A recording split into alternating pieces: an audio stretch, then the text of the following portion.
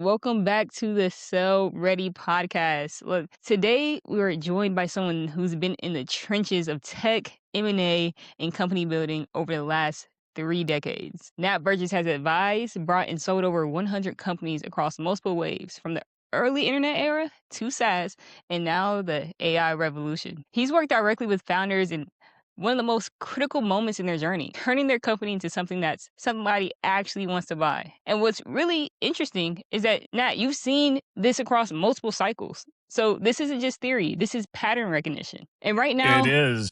It yeah, is pattern recognition, but I think this AI pattern may be a little bit different. really, yes, exactly. Like the rules are changing again. So what even made a company valuable a few years ago is not necessarily what gets deals done today, right? Exactly. So Nat, look, I'm really, really excited to have you here. I would love to get started. Just give us a quick overview of your background, what you're focused on at TechStrat, and we'll just love to hear from you. Yeah, great, Alyssa. I really appreciate you having me on as well. Just Yeah. the themes that you're thinking about these days are ones obviously we're thinking about every day.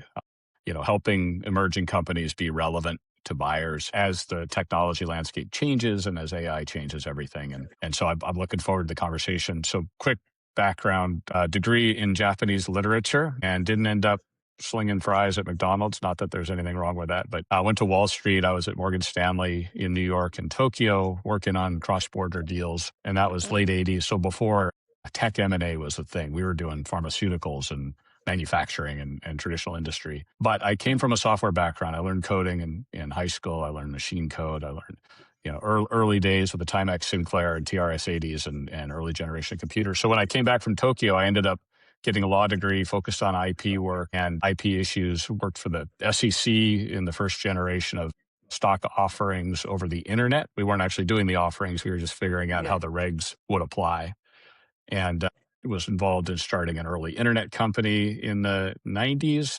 But since about 1998, I've really focused on helping entrepreneurs sell their tech companies. And I've sold 6 to Microsoft. I've sold 3 to Intel. I've sold 3 to Google, and more recently done a lot of work with private equity. And I've also been an angel investor along the way. Although, as you can, if you're watching this on video, you'll note that I'm not in an office. I'm in a farmhouse. So a little bit of hands-on work today.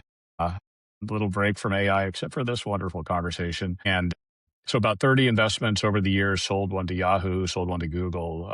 And I've had a few that washed out that I try not to think about. They don't all work out. But Of through course. that, as you referenced, Alyssa, there's been just generations of technology that have had to, entrepreneurs have had to change their strategies in order to stay relevant as the technology changes. And that's never been more true than today. And it applies both to strategies for how you identify a lane for a product and build it and build relevance. It also relates to how you run your own company and leverage AI to improve your operations. And frankly, also to get through due diligence, because these tools, man, they give you superpowers.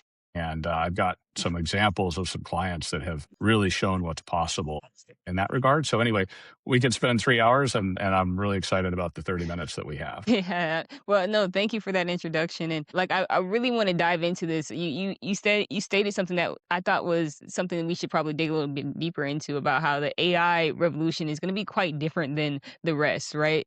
I remember watching one of the podcasts that you've been on before, and you mentioned how you had a moment where you just knew the internet was going to be a thing. And so tell me a little bit more about like your experience getting into AI and how it's impacting the market, and why you believe it's just going to be so much different than the other cycles or waves in the past. No, great question. And definitely the internet was a network, right? So we were thinking about software as a discrete blob that would run on a machine, and it would solve a discrete problem. So you had to understand the problem, and you had to be able to tell a machine how to find a solution. So then you add a network, and then suddenly you've got some shared intelligence across the network. You're able to deal with redundancy and backup. You got new cybersecurity threats. Everything changes, and you can no longer settle for just being a server. You got to be client server, then you got to be end tier, then you got to tie into the internet. And so we went through those changes, and we had ASP, and we had SaaS, and we had focus on data to prep for AI. Now we have AI. And I think this is a little, bear with me a little bit, because I'm going to use an analogy that may not seem obvious at first. But when Alaska became a state, they had to figure out how to manage the fishing industry. And they had 2 choices. They could put nets across the rivers and, close them, catch fish, open them, and manage it very efficiently with very few people. and catch all the fish we need while preserving the fishery. Or they could go to Right. the other extreme and issue permits for individuals to become fisher people and to have boats and to go out and run around. And that's what we chose to do. So we had hundreds of thousands of fish boats out there, gill netters, seiners, hand trollers, power trollers, draggers, trap boats, all earning a living, all individuals, captain of their own ships. And that's what our software industry has been so far, right? I mean, you would build out one 4GL platform like Progress Software, you'd have 2,000 different companies developing software on it. Then you have Microsoft Dynamics and Right. Google Cloud, and you have millions of companies all using that as the back end. But we have all these, basically, we've created an industry of hundreds of thousands of companies. And AI is the net across the river. Like everything Mm. changes. It takes the bulk of the work, it adds intelligence to the network, and it gives us sort of the superpowers. If we have access to the high level of data, the sort of meta level of data gives us superpowers, not us entrepreneurs, but the big platforms, the Right. guys we know and love. The chat GPTs, the Yeah. Googles and Microsofts. And so as entrepreneurs now, we've got to sort of acknowledge that, okay, we're kind of becoming ISVs or VARs because Mhm. we're going to have to buy tokens from the AI machines. And so we got to pick a lane where we can still create relevance with customers, where we have a moat, where we can defend our territory, and where we can actually create a company. And as with every technology disruption, the pie doesn't get bigger. The pie gets Mhm. smaller. And so we're Right. fighting for smaller. It'll probably cut the total revenue from the software industry in half over time. And so not only do we have to be a lot more careful and clever about picking a lane where we can make money, but we also have to acknowledge that it's a fight. And one result of that is a lot of the funds that we've dealt with, the private equity funds Mhm. that kind of went from traditional HVAC services or rolling up medical practices and so on. Yeah. They're out of software. They're back to their knitting. So, a lot of investors, a lot of people have sort of acknowledged this is harder. It's different. I'm out. Guys who are in it at the core, like a Thoma Bravo, for example, they're not going anywhere because they control a huge portion of the industry. But also, they're publicly saying, "Hey, all the software companies are on sale now. Go buy. Right.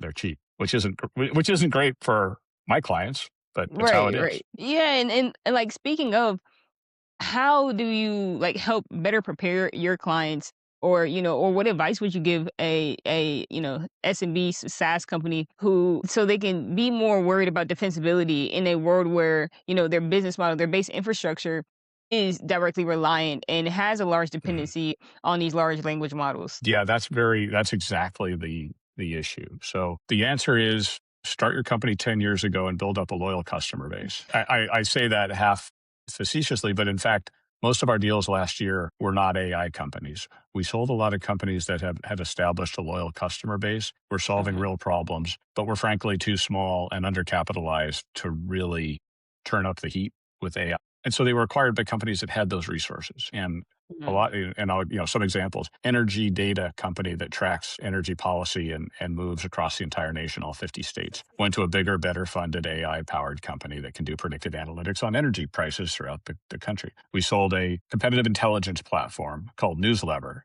that was like Google Alerts on steroids, but you could track all your competitors and see everything they're doing, Mhm. and you get flags and you get notifications. But there was so much more they could do with more AI behind them. So we sold them to SimilarWeb, and now they have those resources and they're doing that. So anyway, that's part of the answer is when SaaS, previously known as ASP, kind of overthrew the traditional software industry, all these SaaS companies popped up and raised capital and built solutions, but they couldn't find customers for them. And I remember speaking at a SaaS conference in the late 90s, and it was called ASP, not SaaS, but these guys are like, "Hey man, we built a much better solution.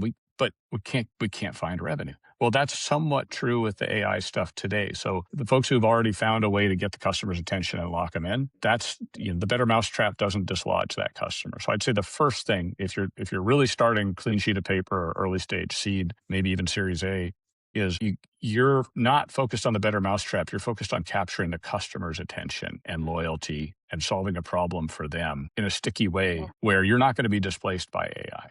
You're going to be enabled by it. And so going back to my like nets across the river analogy, that doesn't solve the problem of matching the hand troller or the person who carefully processes fish for a specific restaurant in Seattle that's willing to pay top dollar. Doesn't solve the last mile transportation and cold transport problem. Doesn't solve the testing. Doesn't solve like some of the predictive analytics you might need to do around salmon runs and how to like decide how many to catch and how many to leave. So the focus narrows, and it narrows to very specific actionable customer problems, and you figure out how to solve those and you get revenue. And it's frustrating because everyone wants to go raise $10 million and have a $100 million company a year later. That's not going to Right. happen very often anymore. But the folks who really focus on listening to the customer, understanding what a specific problem is, and then solving that in a kind of efficient, invisible way, I think that's where the upside is going to be. Yeah, understood, understood, and I think that kinda relates to something that we spoke about on our quick intro call. You mentioned that it was something that was really interesting to me. The best strategy isn't actually to become an AI company, and you kinda just leaned into that a little bit. Now, I wanna know why, like, where do you see founders really getting this wrong at right now? Is it just because they're not as narrow as you just suggested, and they're not really just going problem solution framework? Or, where I would love to hear your perspective on that. Yeah, I've got an example that I want to be a little cautious because I'm an investor in the company and I helped get them going, but and they're doing all the right things right now. So we sell technology companies. That's our core focus, but we've also been involved in angel investing, and we actually incubated an AI startup within TechStrat and spun it out, and it raised VC, and it's off to the races. So what happened with us was we saw how powerful the AI tools were for the basic work that we do. There's a reason Mhm. why Morgan Stanley just laid off 2,500 people. There's a reason why that whole analyst track on Wall Street that I learned so much from is going away. And that's because that grunt work that we used to do that we learned so much from is all being automated.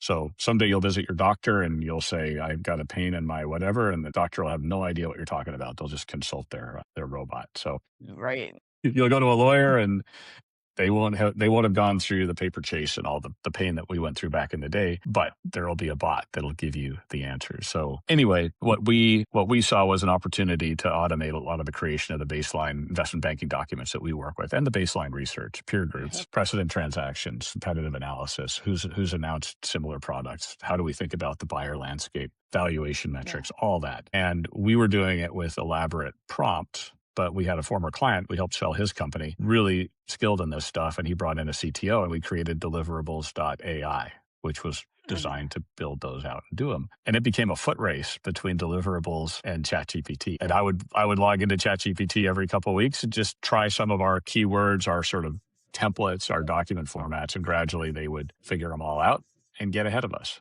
And then we'd race in a slightly different direction, and they'd figure it out, get ahead of us. And so it became pretty clear that we weren't going to be sort of the overarching investment banking solution when so much of this can be delivered directly by the platforms. And so what Deliverables is doing now is really narrowing the focus to more of like a localized Claude code kind of persistent engine that can almost take over the back office operations of a practice like ours. Right. And I won't say too much about this, but there are some very specific compliance oriented requirements and documents in the industry that are too narrow for the chat GPTs of the world to really invest in. Because make no mistake, if chat GPT needs or Claude needs to learn a new domain, it's very expensive for them to go grind through all of the existing literature and data and figure Yeah. it out. It's very expensive. And that's why early days, you'd ask a question and they'd be like, nah, not Yeah. doing it. It's too hard. Not today. Yeah. I'm tired. I need a nap. Yeah. So, so that's an example of basically kind of starting with an overly broad vision, realizing we're trying to boil the ocean and chat GPT is turning up the heat faster than we are. And so then just Right. narrowing the focus. No, understood, understood, and so until you narrow that focus, that kinda goes back into your marketing and your targeting. You can't really without if you are a smaller business and a smaller SaaS company, or even like you said, operating system more so is where you guys are positioning at for deliverables AI, you have to be very focused on a direct ICP. So then when you are in that in marketing, getting people in the door is a lot easier because you don't have those 10 years of experience and trust in the marketplace just yet with a new software company. So I love that approach. I love that approach. And I think I want to shift gears here a little bit. I know we have Mhm. only maybe about 10 minutes or so left. I want to think a little bit more about like buyer psychology. Like what are buyers actually looking for right now? And like most of the founders are really misunderstanding, completely ignoring. I would love to hear your perspective on that. That's something it's not obvious from the financial press what's been happening, but private credit markets got really scary. BlackRock, the the big underwriters were basically re-underwriting everyone. And when I say everyone, I mean all these private equity roll-ups, all these software companies, SaaS companies with sort of 50 to 500 million in revenue. They all had big commercial lines, and those are all in question because of this sort of SaaS apocalypse or whatever they're calling it. So that's one element. So now, 2022, we're doing deals all day long with private equity, and $200 million deal, we'll borrow 60, we'll equitize it. It's great. Interest rates 4%, no problem. Here we go. Interest rates went up, and now lenders are pulling lines and revisiting lines. So debt becomes harder and valuations go down, or sellers don't sell because the valuations are too low. That's one element. Second element is a lot of the private equity funds that built up portfolios over the last few years have been trying to sell them, as they do, right? They buy it, they build it, they buy 5 more companies, they roll them together, they got 100 million in revenue, they go sell it. They sell it up to a higher tier private equity fund, or they sell it to a strategic buyer, or and they take it public, but not really anymore. They're not able to sell them. And so then they circle back to us and say, hey, you sold us 2 companies into this roll up, and now we're taking it to market and we're getting no love. We need an AI story and a strategy. Can you help us buy an AI company till we can become relevant again? And that's, so I said earlier that maybe you don't want to go become a AI company and invest in that because you've got some heavy competition, but, asterisks, footnote, a lot of these companies can't shift gears and become AI first on their own. They've got to acquire the DNA. And one of the big inhibitors of transitioning to AI is the need to integrate with legacy software and systems. And so you can't just clean sheet of paper, build a better mousetrap. You got to keep all your existing customers up and running and happy. And so you're really handicapped in that regard, and your ability to just try new things and go race off in different directions. As a startup, you don't have those constraints. And if you could really orchestrate an AI first mentality within your company, then that's going to help a lot. And you might end up seeing a premium on a deal where you bring in that DNA and expertise to a buyer. We're actually seeing that a fair amount. And the other thing we're seeing is dev teams getting high graded based on who is eager to adopt and leverage those tools. So we have one client that had 10 people in R&D. They're about a $26 million revenue company, relatively small R&D staff. It'll be 5 by the end of the year, but it'll be 3 times as productive because the half of the team that embraced the tools and adopted this whole AI first kind of mentality is going to stay.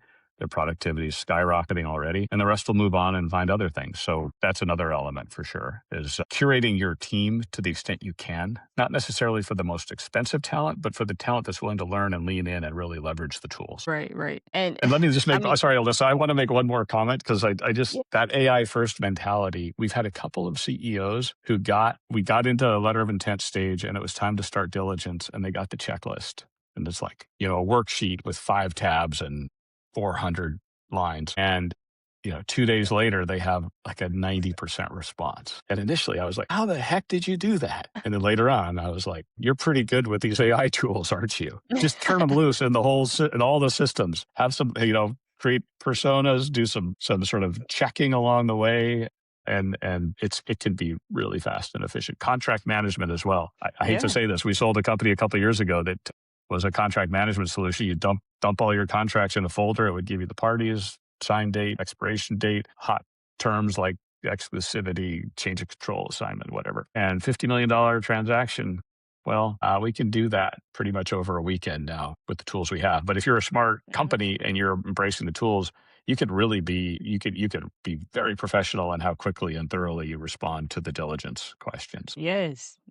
And so being an AI first company is something that so it's okay, have a good product, so regardless product, service, whatever, but make sure you have an AI infrastructure backing your business beyond the people is what I'm hearing. Definitely AI infrastructure, but thoughtfully done, not a bunch of spaghetti code that people have used prompts to assemble. So you still need to be aware of security and cohesiveness and being able to advance your stack. But the answer is yes. So, seems like every B2B SaaS segment has very specific examples where, the old days of product and portfolio management or project and portfolio management, where you'd have a company like discrete resources, they'd figure out what projects are coming up. They'd say, okay, this team will work on this in October, and they'd map it all out and manage their resources. Well, it turns out if you're in that position in a company, all these questions are surfacing all the time that are really best addressed with AI, or at least best organized and managed and prioritized with AI. So having a position in the company and having visibility on what they're doing and what they need and where the pain is it gives you a chance to deploy these tools and really add value beyond what they were expecting. 100%. 100%. Well, it was one more thing I wanted to mention to you that really stuck out to me from watching many of your content online. It was one that you mentioned about the valuation. The valuation of a company is really what you can execute against, and not really what you think it's worth, right? Well, why Yeah. do so many people think that, like, get that wrong? So many founders really get that wrong. This is one of those rare occasions where you ask a tough question and I know the answer, but I'm not going to tell you. No, I'm kidding. But so when you're raising money, you're asking someone to give you $1 so you can turn it into $100. And that's a kind of pitch where you're saying, here's my TAM, here's how it's expanding, here's the white space I'm growing into. I got an early entry in the market. So we're going to grow whatever, 400% for the first 3 years, and it's going to be great. And the investor says, okay, that could work. I'll put $1 in. And if I Mhm. lose it, I've got $1 and 50 other things. So some of them are going to work out. I'll be fine. M&A is the exact opposite. You're not asking someone for $1 that you can maybe turn into $100. You're asking someone for $1,000 based on what you've already built. And Mm, that's not a venture valuation. Even with ARR multiples long term, it boils back down to EBITDA and profits. And so the financial proposition is different and the nature of the buyer is very different. VCs, they're optimists. They have to be in their business. I mean, it doesn't feel like it when they're turning you down, but the fact is they're rolling the dice on stuff every day. But if you're in corporate development at wherever, Google or even Palantir, you're judged on how well the deal worked out. Did it deliver on what was promised to us? And if not, go find a new job. So very sober, pragmatic, experienced, skeptical audience paying for 100% of the value of what's there, which is very different from putting $1 in and hoping it works out. I think that's the right. fundamental difference in mismatch.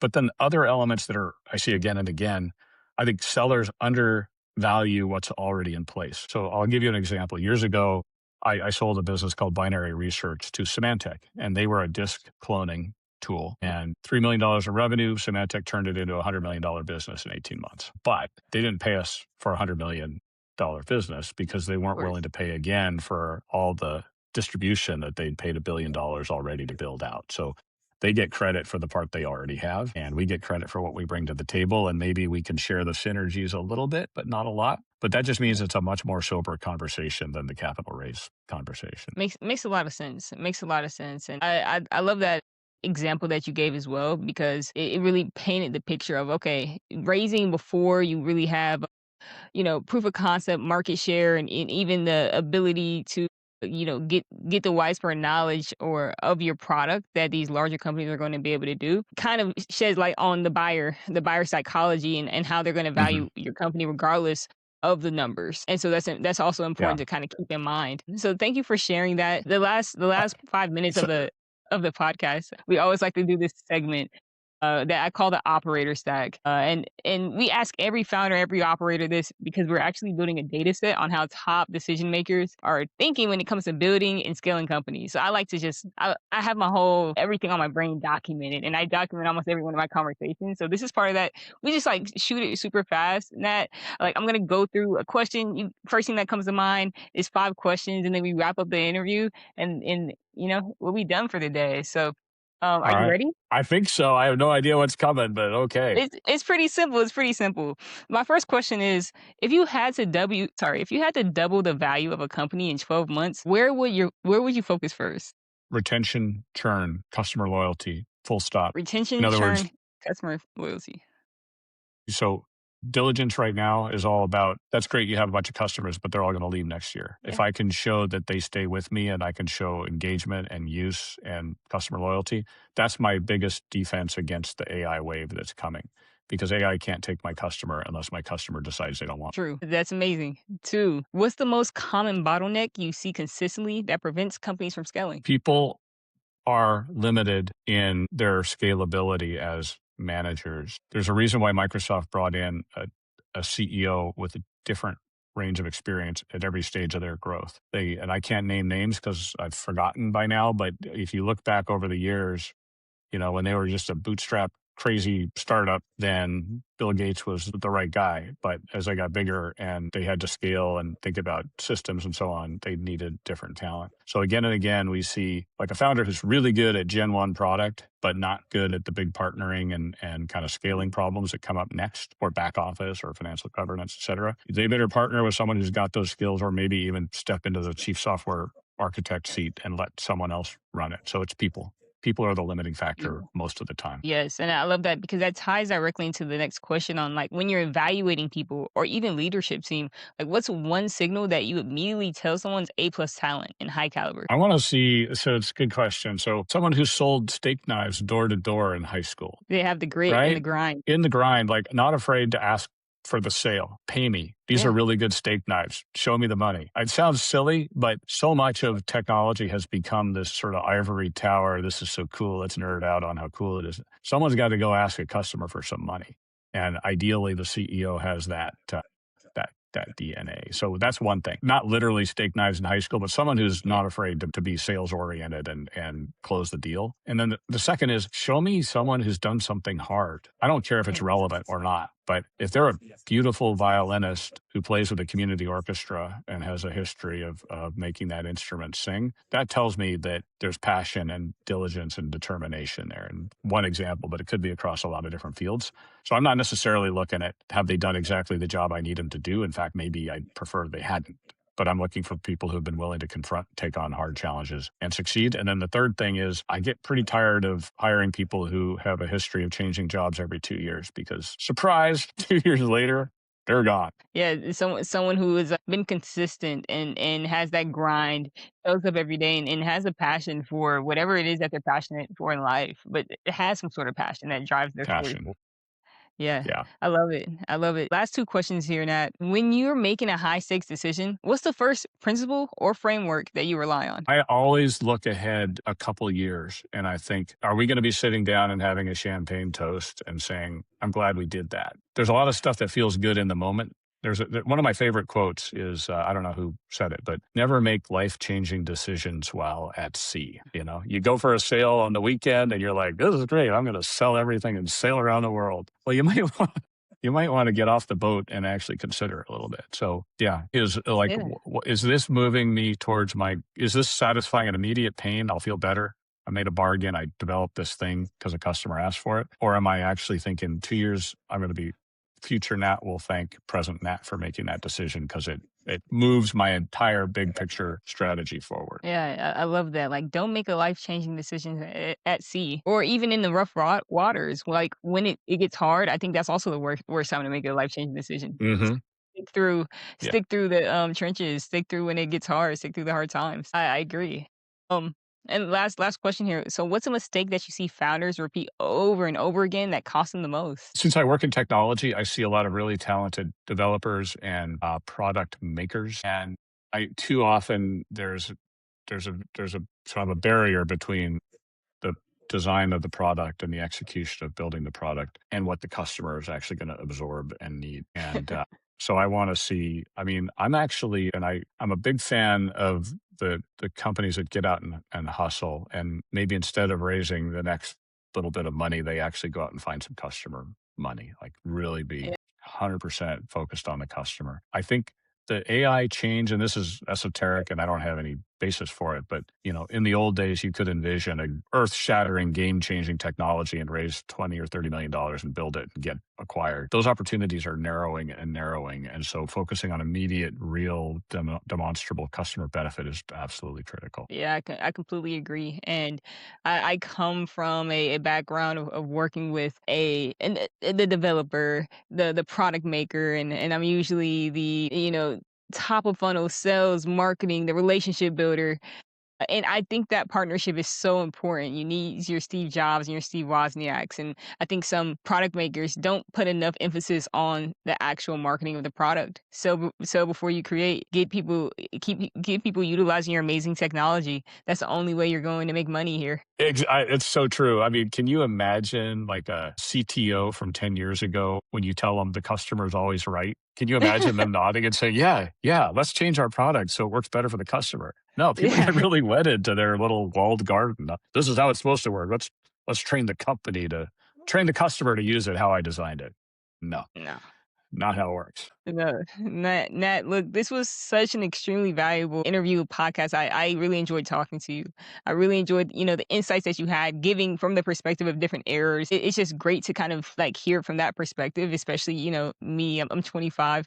So like, getting to hear it from all the way before SaaS was named SaaS is super cool. And so look, Yeah, I there's think a a lot of there's a silver lining to getting old, maybe. maybe who knows? Like, hopefully I live long enough where we don't get old anymore. Who knows? There you go. Yeah, No, but I think a I lot of appreciate founders you are. having me on, and frankly, the themes that you're talking about are so important and so critical. It's your generation that you're kind of helping to suss this out for, and I also really appreciate the prep, taking time to have a chat first and looking at some of the other stuff I've done online. That just shows that you're going to win. So thanks for having me on. Thank you, thank you. Look, for anyone listening, we'll link everything below so you can check out what Nat's working on at TechStrat.